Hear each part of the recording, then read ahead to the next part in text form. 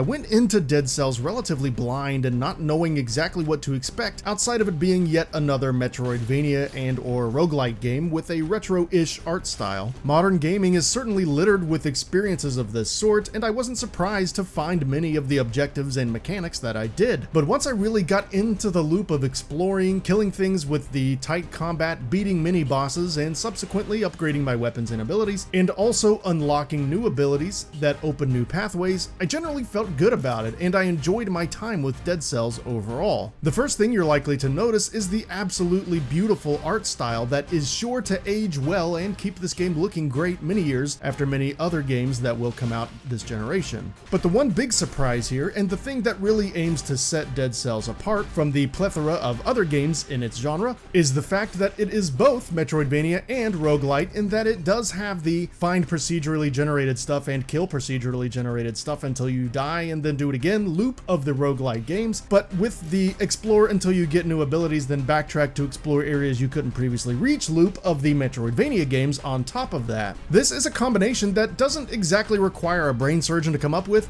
and ultimately didn't make the game feel as unique as I suspect the developers thought it would, but I will say it is a nice twist on both formats, and fans of either should get plenty of what they want out of Dead Cells. On top of nailing the fundamentals of the genres it so clearly emulates, Dead Cells also has very tight combat that might remind one of games like Guacamelee at first, but with more variety and a pixelated science fiction type flair. The hand-to-hand weapons and the projectiles all feel great to use, and you will quickly settle into getting good with any of them. I also appreciated how the different styles of combat are divided into different types to cater to different playstyles, and you can choose to upgrade any of them when the time comes to do so. But honestly, I think Dead Cells combat was most fun for me when I traveled outside of my comfort zone and started experimenting with different combat styles and combinations of weapon types I wouldn't normally use. New weapons and abilities are very common, and you're never stuck with a setup you don't like for very long, so why not play around with them? On top of that, the secondary abilities and potions are easy to use and instantly understandable with a very well designed interface. They really found a way to make every aspect of the combat and asset management feel accessible and relatively deep at the same time, which isn't something that can be said about too many bigger budget AAA action games these days. And I also appreciated how the traversal abilities aren't eliminated by dying and starting over, staying just shy from the true meaning of permadeath in favor of letting the player feel some sense of stability even after dying.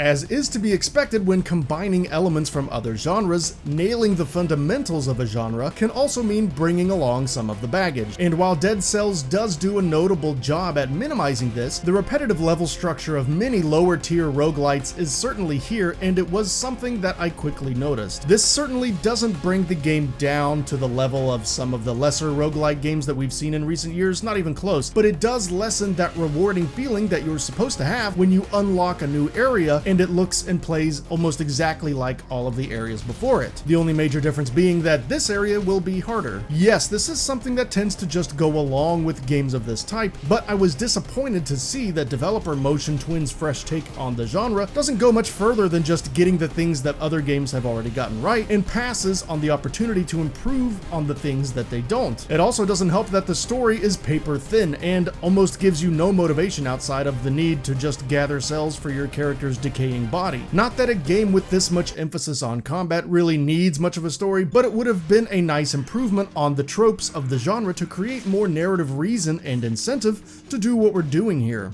This lack of innovation and hyper-focus on fundamentals probably won't bother most fans of the genres that Dead Cells is bringing together, but it will keep those who generally aren't big on these types of games from having much reason to try this one out. All in all, Dead Cells gets plenty of things right, and it does a very nice job of linking together two different philosophies to create an organic extension of them. Dead Cells gives fans of Metroidvania and roguelike games what they will generally expect from this game, and even a bit more with the slick combat and an extremely intuitive progression system. It honors the fans of both sides of its inspiration well by balancing the ideas from both in a way that makes Dead Cells feel like a logical diversion from those games. It doesn't go as far as it could have to rise above its contemporaries as a successor, but it does stand among them as a suitable addition with a bit of a twist. That's it for this video. Thanks for watching us here at GamingBolt. If you enjoy our content, be sure to subscribe and hit that notification icon so you'll know when new videos are up.